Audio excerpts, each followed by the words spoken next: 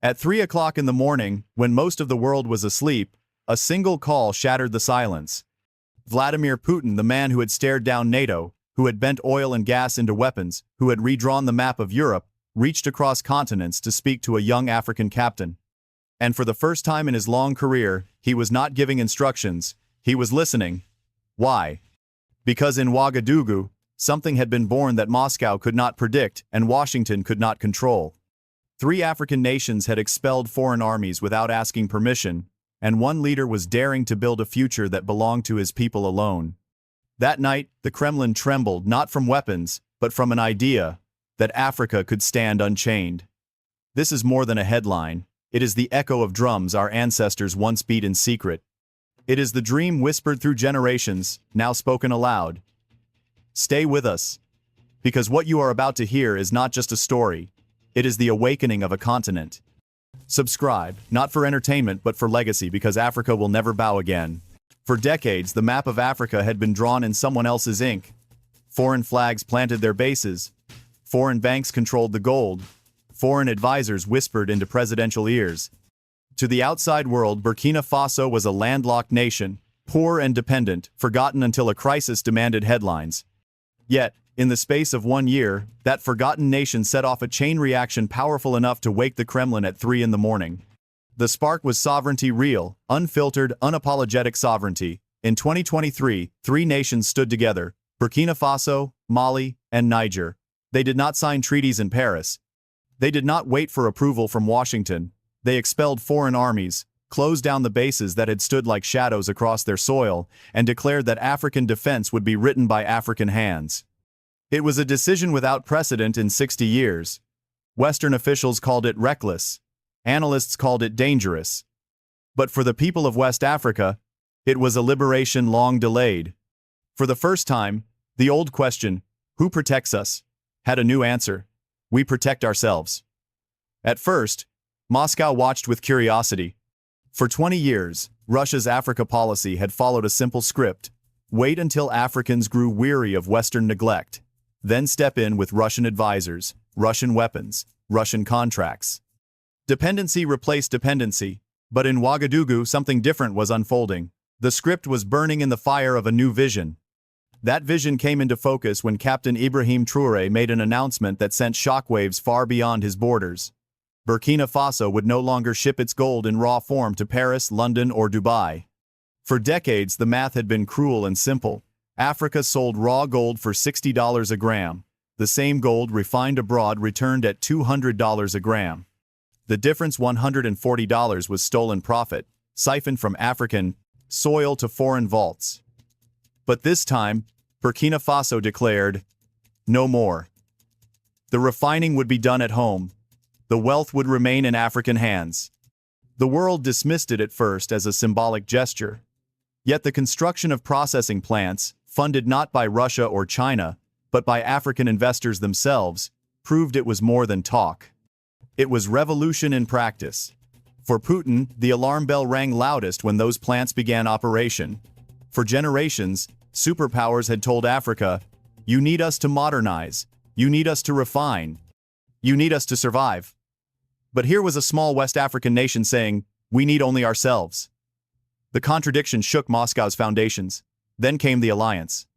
Burkina Faso, Mali, Niger, 3 countries bound not by the dictates of NATO, nor the designs of Moscow, but by shared struggle and shared defiance. It was not an alliance of dependency. It was an alliance of dignity. And it was contagious. Across the Sahel, across the continent, whispers began. If they can do it, why not us? This is why the phone rang at 3:17 a.m.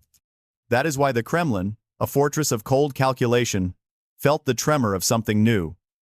It was not a weapon, not an army, not a sanction. It was an idea. And ideas, once born, cannot be bombed away. The story of that night is not just about Putin's call, it is about why he had no choice but to call. Because when a continent begins to rise, even the masters of global chess must pause, must recalculate, must whisper to themselves, what if Africa no longer plays by our rules? If the expulsion of foreign armies startled Moscow, what happened next shook its confidence to the core. For centuries, the world had insisted that Africa could only rise under the guidance of outsiders, advisors from Paris, financiers from Washington, technicians from Beijing. But in Ouagadougou, a different kind of partner was arriving. Not colonizers, not controllers, family. They came not with flags of conquest, but with the quiet strength of return. African American sons and daughters of those once stolen from African shores were stepping back onto the continent, and they did not come empty-handed. They brought with them the knowledge forged in Silicon Valley, the brilliance sharpened in American universities, the expertise tested in the hospitals and laboratories of the West. But most importantly, they brought something Moscow could never match: the heartbeat of belonging. First was Dr. Marcus Johnson, a software engineer whose career had placed him inside some of the world's most advanced communication systems. In Burkina Faso, he designed networks more secure than Russian models, more adaptable than European prototypes. His work ensured that African conversations would remain African, not intercepted, not monitored, not sold to the highest bidder. The Kremlin noticed. They had built their influence through cables and signals, through promises of security. But here was an African-American engineer proving that Africa could secure itself, and better than Moscow ever had. Then came Dr. Kesa Williams, a pioneer in renewable energy. She had seen America's struggles with fossil dependency and Russia's grip on oil and gas. In Burkina Faso, she offered another path: solar grids tailored to the Sahel sun, wind turbines designed for African landscapes. Her systems powered villages where diesel once ruled, lighting schools at night, running clinics through the hottest days. Russia, which had turned energy into a weapon for decades, suddenly saw an African nation achieve independence in a field where even Moscow still struggled. But perhaps the most startling figure was Dr. Michael Thompson, a cardiovascular surgeon who had trained some of the brightest young doctors in the United States. He came to West Africa, not to build palaces, but to build people. In Ouagadougou, he established medical training programs that drew students from Mali, Niger, Ghana, and beyond. Where once Africa's best minds would board planes to Moscow or Paris in search of opportunity, they now traveled inward to an African city, under African leadership, learning from a man who called Africa home again. The reports landing on Putin's desk painted a picture that Russian intelligence could hardly believe. This was not symbolic solidarity. This was not cultural nostalgia. This was hard power disguised as family reunion. Telecommunications stronger than Russia's, energy systems freer than Europe's, medical programs more attractive than Moscow's universities, all created by African Americans who sought not to dominate, but to return. It was in this moment that the Kremlin realized the threat was not just Burkina Faso's defiance, it was the model being built. Because if African Americans could come home and succeed where superpowers had failed, what would stop millions more from following? What would stop the 50 million in America, with their $1.6 trillion in buying power, from pouring their hearts and resources into a continent of 1.3 billion? That was the question that froze Moscow in silence. For influence depends on division. Control depends on keeping families scattered. But here was a family, once torn apart by chains, now reconnecting across oceans with a power that no missile could destroy. And so, as the Kremlin calculated, as intelligence officers scribbled reports, the truth was plain. The greatest threat to empire was not an army, not a weapon, but a reunion. If you believe this is what Africa needed all along, say amen in the comments below, because history itself is answering that prayer. The Kremlin is not a place of hesitation. For decades, its walls have echoed with the voices of men who believed power was theirs to command. Yet on that night, as the clock ticked past 3 in the morning, hesitation filled the line. Putin opened as he always had, with confidence shaped by years of bending nations to his will. "President Traoré," he said, his French precise, his tone heavy with authority. "Russia has long experience managing Western interference. Perhaps our knowledge can accelerate your success." It was the familiar bargain: Russian support in exchange for Russian influence. A hand extended, but one tied with chains. And then came the moment that history will remember. Traoré did not bow. He did not thank the Kremlin for its offer. Instead, he said words that cut through the old balance of power. "With respect, Mr.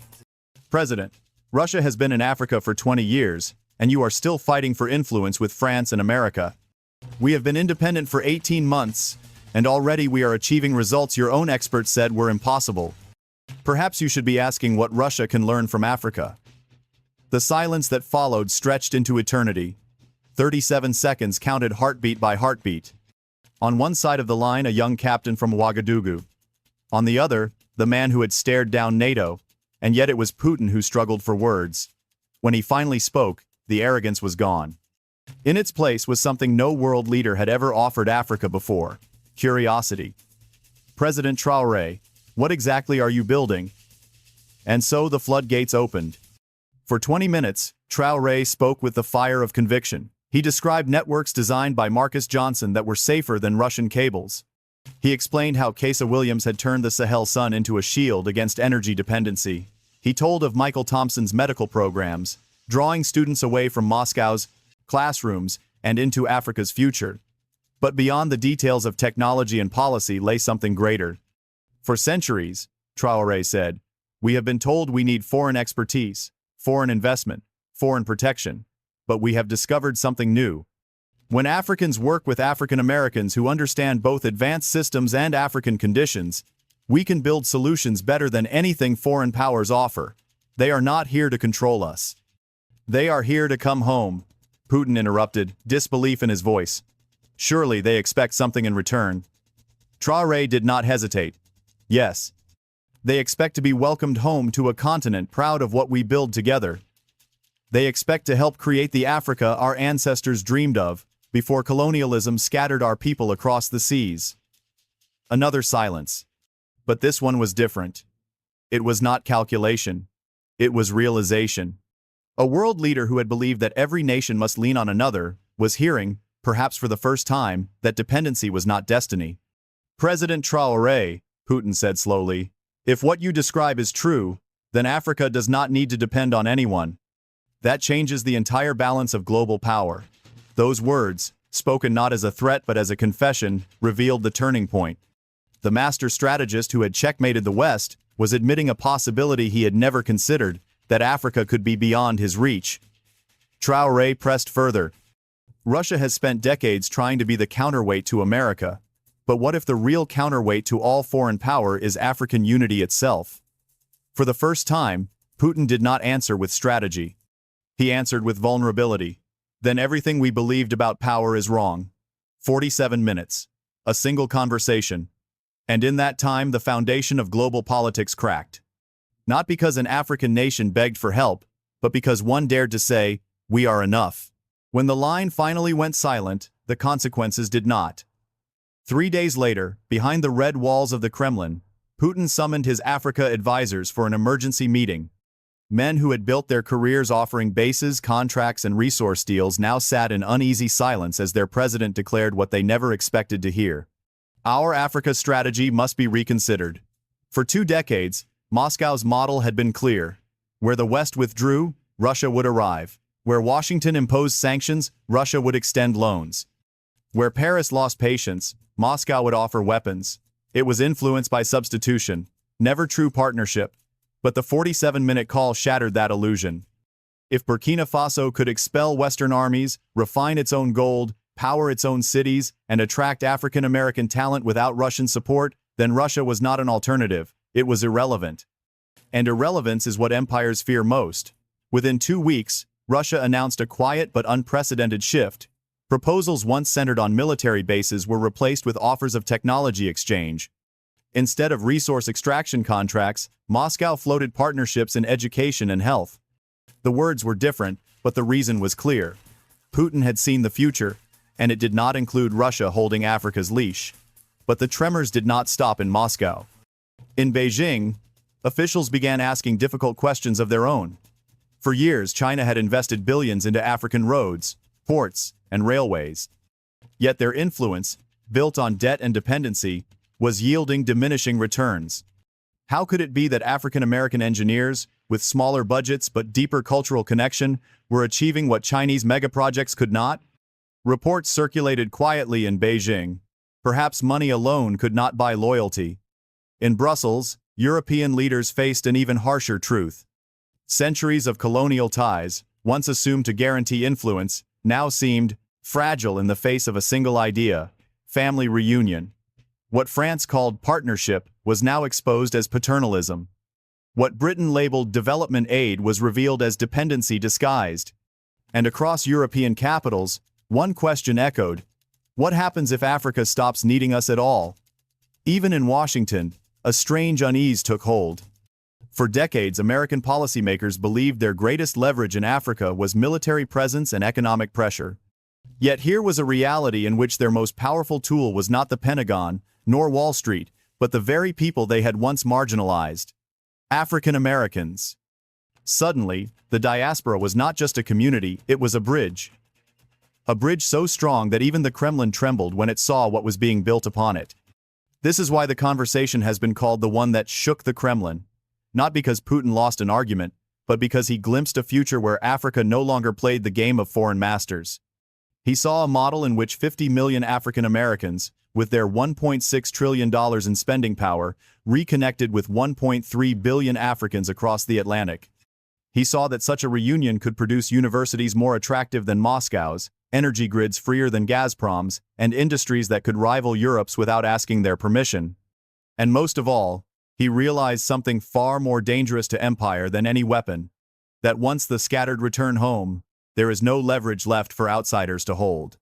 This is the heart of the Captain Ibrahim latest news. It is not about one man or one midnight call. It is about a tectonic shift that even superpowers cannot stop. It is about the awakening of a continent that once bent under chains, now standing upright with the dignity of self-reliance. And as whispers spread across Africa from Dakar to Nairobi, from Lagos to Cape Town, the Kremlin was not alone in its fear. The entire world was beginning to understand. The rules had changed. This is the Burkina Faso latest news, and it is news written not by foreign journalists, but by Africans themselves. What terrified the Kremlin most was not what had already happened, but what was still to come.